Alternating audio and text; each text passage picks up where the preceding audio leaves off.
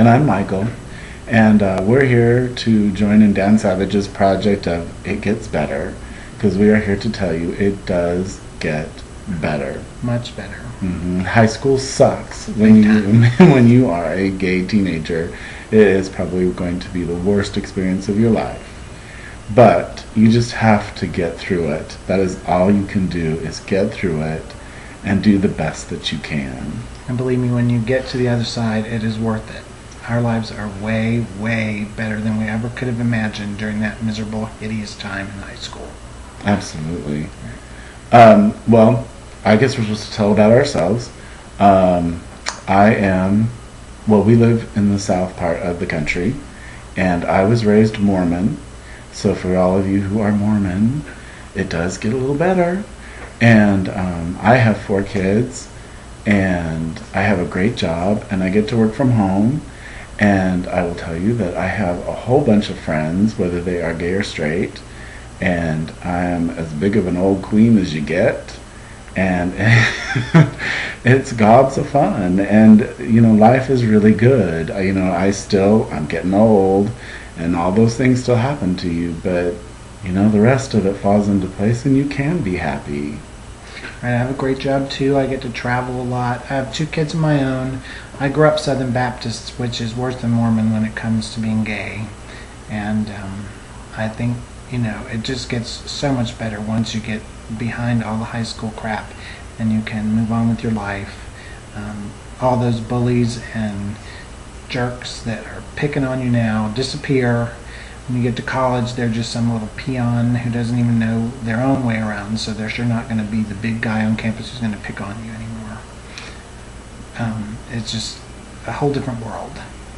It is. And they wanted us to share, I think, some of our stories about bullies, and so I was going to share a couple about them. I remember when I was in 8th grade, there were a huge group of guys who used to pick on me. Like, I would come around the corner in the hall and they would hit me so hard in the face that it would make my nose bleed, and I would go flying into lockers, and they used to chase me home. It was awful.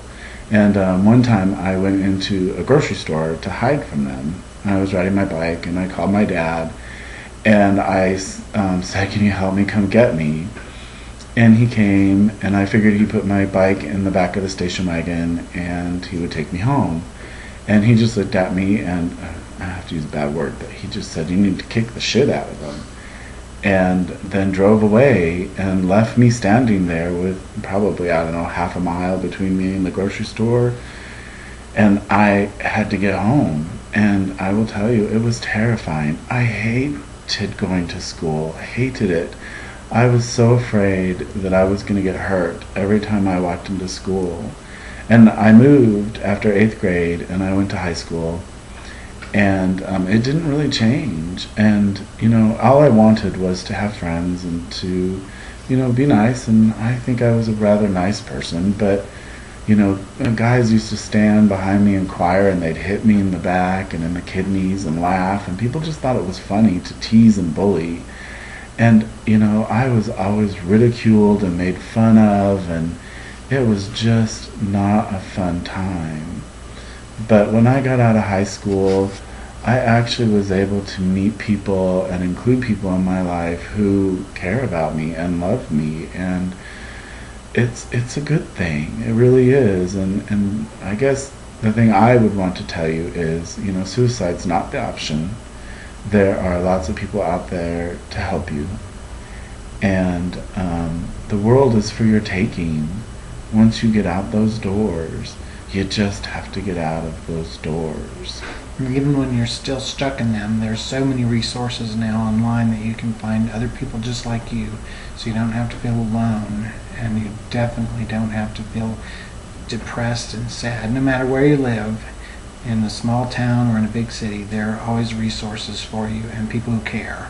So don't get sad and depressed. It was hard for us. We felt isolated and alone, but we didn't even know what a computer was then. So not that we're never a day over 29. Right, but whatever.